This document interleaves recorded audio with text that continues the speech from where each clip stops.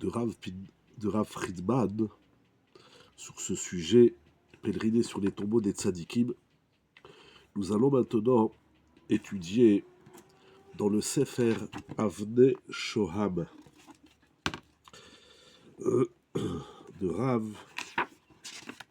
Yeshaya Shlomovitz, dans son volume où il parle du Homer au Siman Kouf Aleph. Il ouvre ce sujet par les propos du Rama dans le Shulchan Aruch Orach Chaim Ilchot Rosh Hashanah Siman Tav Kouf Pe Aleph Seif Dalet, où le Rama dit Veyesh Mekomot, il y a des endroits Nohagim Lelech Ala Kvarot. Il y en a qui ont l'habitude de se rendre dans les cimetières, sur les tombeaux ou les Arbot Sham Betrinot, et de faire beaucoup de prières. Venot Nim Sham Tzedaka La'aniyim, et là-bas, il donne de la tzedaka aux pauvres.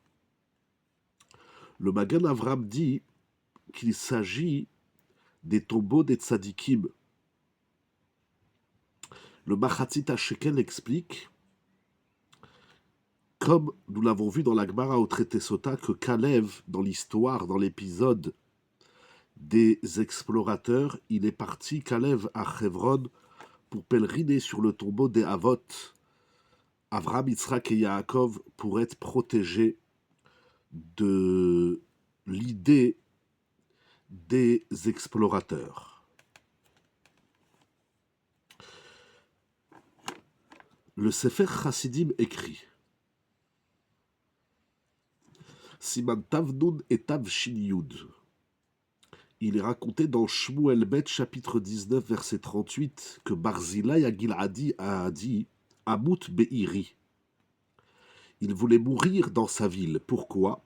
Il dit le Sefer Chassidim, car les défunts, les morts, aiment que ils ont un intérêt que leurs proches se rendent sur leur tombeau et ils prient sur leur âme.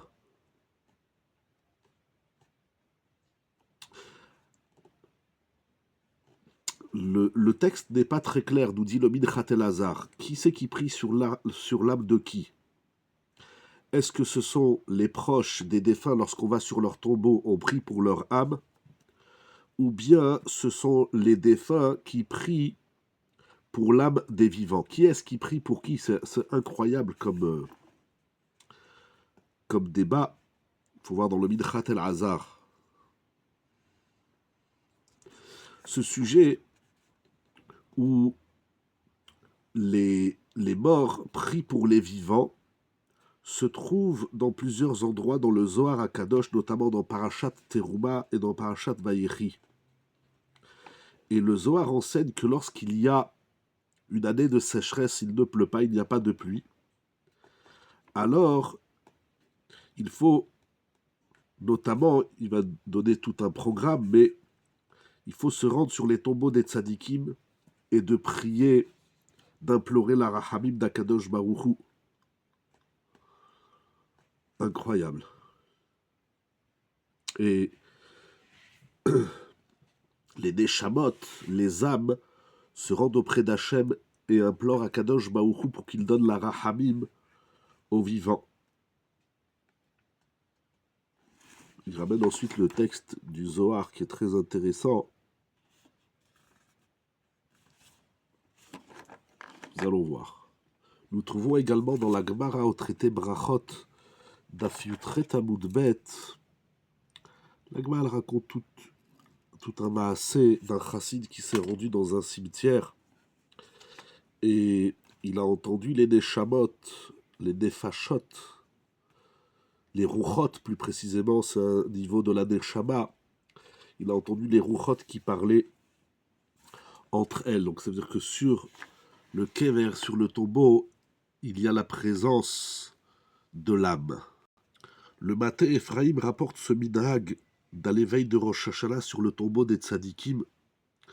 Il dit parce que les horaires à tzadikim akdoshim, pour réveiller les tzadikim saints, afin qu'ils prient pour nous en notre faveur, Beyom Adin, le jour de Rosh Hashanah. Et également parce que là où les tzadikim sont enterrés, c'est un lieu makom kadosh vetahor. Le lieu est saint et pur. Et la tfila, compris dans un lieu saint, à l'admat kodesh, sur la terre sainte, et est acceptée plus facilement. Tfila bekoubelet beyoter. Il dit cependant qu'on ne prie pas aux morts, on prie à Hachem qu'il nous gratifie par le mérite des tzadikim. Le Elef Amagen écrit qu'il est un grand mérite de pèleriner sur les tombeaux des tzadikim, essentiellement veille de Rosh Hashanah, veille de Rosh Chodesh et le 15 du mois. Ceci est d'un grand bénéfice pour plusieurs sujets, les Kama Inyanim, et ainsi on peut atteindre la Teshuvah véritable. Et on peut être protégé de nombreux